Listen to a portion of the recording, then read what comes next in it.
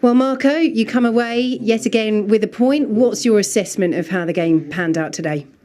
Tough game, like we expected. You knew that from the beginning of the match that the quality they have in certain moments.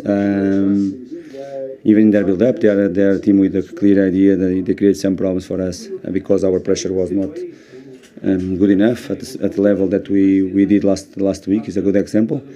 But to be honest, some moments more than with the ball, but was a balanced game as well. Was a balanced game. Of course, they playing home, they have to do their obligation as well. As the chances, they have their chances. We had some as well. Even the penalty that we could score in that moment, and the game could be different. But our team showed a great spirit again. Even if the first half was a little bit too slow from what we expect from our team.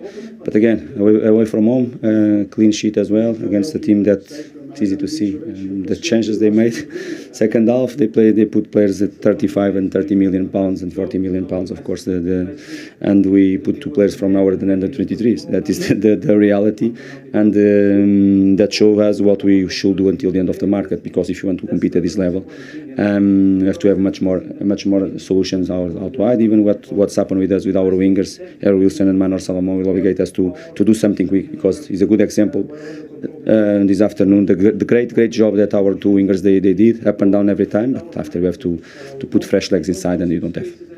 When it comes to Alexander Mitrovic, no one will be more disappointed than he, but particularly having scored the penalty against Liverpool last weekend. Real frustration for him and for the side. That's football. It was the first thing that I said to him. Next time we'll take the ball again and he will score. That is it's football is part of the job.